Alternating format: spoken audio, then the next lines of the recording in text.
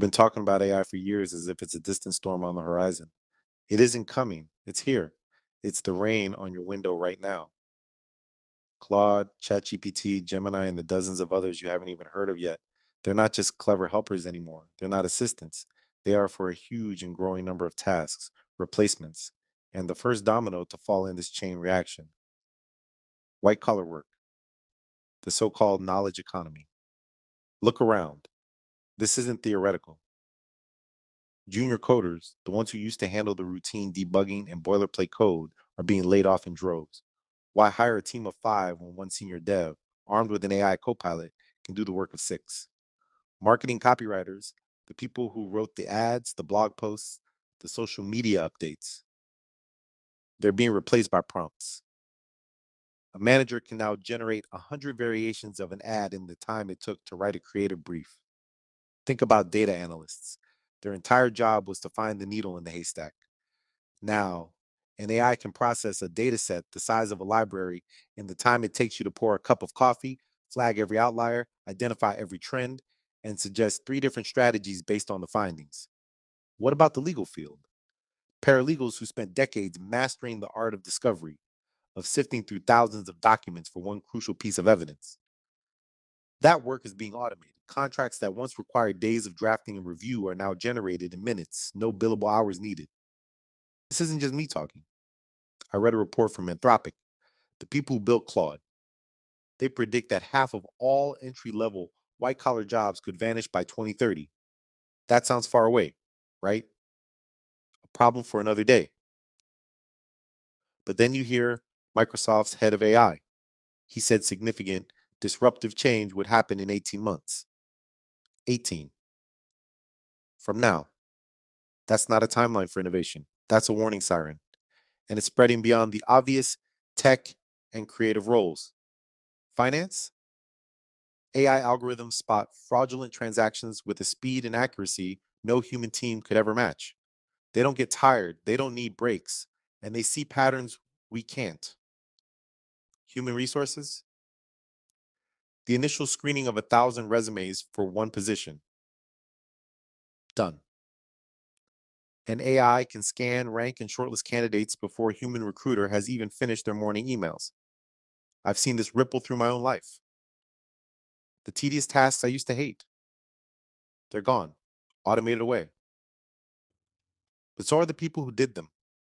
I have friends in software who were laid off last month, their entire team made redundant by a new internal AI tool. A buddy in consulting, a smart guy with a great track record. His firm cut a third of his junior analysts because their models could do the projections faster and cheaper. They didn't see it coming. They bought into the corporate line. AI is just a tool to enhance our workflow. Wrong. It's not a tool. It's a tidal wave, and a tool helps you do your job.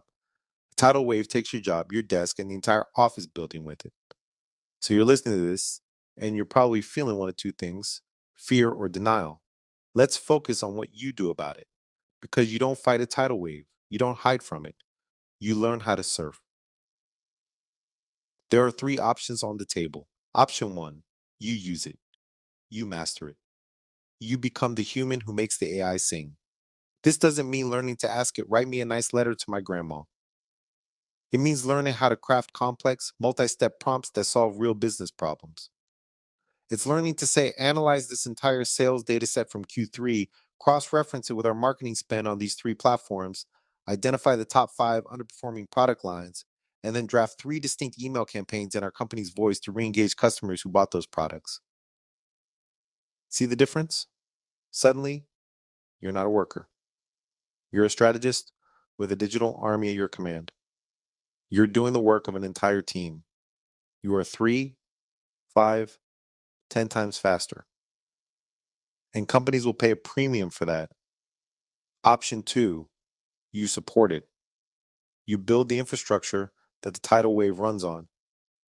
The machines aren't magic, they're physical. They need humans. Someone has to run the servers, design the cooling systems for the data centers, and keep the lights on. The field of cybersecurity for AI is exploding. How do you stop someone from poisoning a model's training data? How do you protect the company's proprietary AI from being stolen? These are billion-dollar questions that need human answers. People who train the models are earning six-figure salaries. Ethics boards are hiring philosophers and lawyers to figure out how to deploy this technology responsibly. And let's not forget energy. AI guzzles electricity on a scale that's hard to comprehend. The jobs needed to build, maintain, and innovate our power grids are booming because of it. Then there's option three: do nothing. Stay comfortable. Tell yourself your job is different, that it requires a human touch. Keep typing out your reports by hand. Keep doing things the way they've always been done. And watch as your skills become less relevant. Your output seems slower and slower, and your inbox starts filling up with polite rejection emails. That isn't being dramatic. That's just math. The World Economic Forum projects 92 million jobs will be displaced by 2030. Most of them are the ones we used to think were safe, the ones that required a college degree. And for my friends in blue collar work thinking they're safe, you're next. Automated warehouses, self driving trucks, robotic welders. The wave is coming for you too.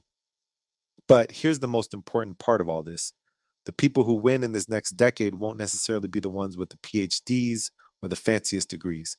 They'll be the ones who move first. They'll be the fastest to adapt. I started weaving ChatGPT and other tools into my daily workflow out of curiosity. Now, I'm not just surviving, I'm ahead of the curve. My output has doubled. My value to my boss has skyrocketed. You don't need an Ivy League degree for this. You need relentless curiosity. You need a laptop. And you need to have zero excuses. Stop saying you'll learn it later. Later is already here. So, no, AI isn't the enemy. It's the new reality. It's the new boss. And it's a boss that doesn't care about your feelings, your tenure, or how things used to be. It only cares about results. Adapt, use it, build it, or get swallowed by it. There's no fluff here, no easy, hopeful platitudes. This is just what's happening. If you're listening to this and thinking to yourself, nah, I'm fine, my job is safe, I want you to do something. Pull up your job description, read through your daily tasks. If your job is defined by repetitive processes, by research and synthesis, by rule based decisions, your job isn't safe. It's a target. Your clock started ticking yesterday. So, what are you going to do about it?